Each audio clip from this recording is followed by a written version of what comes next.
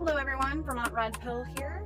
Let's talk about the State of the Union address. I watched it, so you don't have to, because State of the Union addresses are boring and you need to expect that there will be 30 seconds to a minute of applause in between like each sentence or paragraph.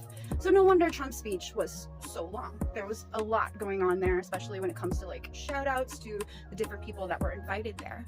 And I've definitely got a lot to say about a few of the more controversial things that happened during the State of the Union address. The pauses in between like each sentence and paragraph with all the clapping is really bad for a non-linear thinker to follow. So I will do what I can to let you know what my thoughts were. Let's start with the shout outs. I'm gonna shout out to the men's Olympic hockey team who won us gold just a few days ago, which was really fun to watch. I felt like I was watching something that I probably will never see again, or it's going to be a long time till we see something like that again. You never know, but it had been 46 years since the last time that we won, so might be a little while until we win again. We'll see. They are really good. We did a standing ovation for Irene Zerutska's mom. She was there. I don't know if you remember, but Irene Zerutska was a Ukrainian immigrant who was riding on the subway, I believe. Might have been the bus. Just minding her own business. I think she was looking at her phone, and the dude behind her was a crazy black man who had been arrested like 14 times with a record that started all the way back in 2007. Murdered her horribly, stabbed her in the neck, and a bunch of other places. So, and all these people that were on the bus or the train, subway, they saw it happened and didn't do anything about it. Just watched her die. So anyway, her mom was there, and the Republicans all stood up and clapped for her. I mean, God bless that woman. Her daughter came from a war-torn country of Ukraine to be here and be safe, and then she gets murdered by a crazy person that should have been in jail. How do you get arrested 14 times and not be in jail? He was in jail. I think he was in jail for like 5 years, got out in like 2020, and then just started getting in trouble again and didn't go back to jail. I think you screw up after you've been in jail and you go back to jail. You screwed up. You should be on probation for a long time too. So I don't understand what's going on with that. But anyway, we had a 100-year-old Korean War veteran. We gave a shout out to him. There was a little girl that was in the car that was in an accident by an illegal driver, and then people clapped for her. And there were a lot of different shout outs, and Trump had asked everybody in the audience whether or not their first job priority was to protect the American citizen. Democrats didn't stand up for that, except for one. Fetterman.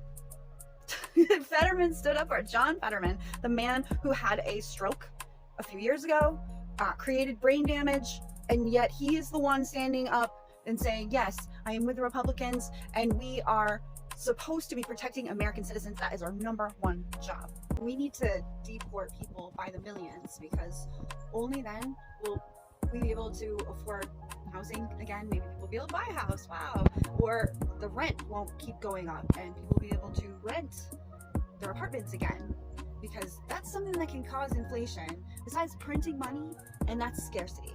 And if the illegal immigrants are getting help from the government to pay for their rent and their food and everything else, and nobody else is getting any help, then they can't afford the rent, which has gone up because there's a lot of illegal immigrants getting money from the government to pay for their rent, which goes up, and the regular person who doesn't get any money from the government can't afford it because it's too expensive. But the immigrant can, as long as they're getting help from the government. And you know what? Even if it's not a legal way to get help from the government, it seems like some of them figured out fraud enough so that they'll still get help from the government and the American taxpayer. So you guys, isn't it nice that Democrats did both to us, cause the inflation to go through the roof? And you know what's really sad is that this is how midterms work, guys. Trump has put his policies in place to help the economy, right? It's going to take a little bit of time for those policies to start to show their effects. You know, it can take a year, it can take 2 years, it takes time.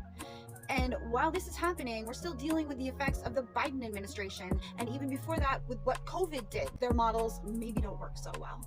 We're still dealing with the horrible economy that's starting a little bit better, but it's not enough that the regular person notices it. And again, that's going to take some time. However, here come the midterms, and you know what people are going to vote? on the midterms, they're going to vote Dem because they haven't seen the change that they were promised. And honestly, the Trump administration has been really, really bad about optics and messaging. It's like they don't even care that the midterms are coming up. Like, what are they thinking?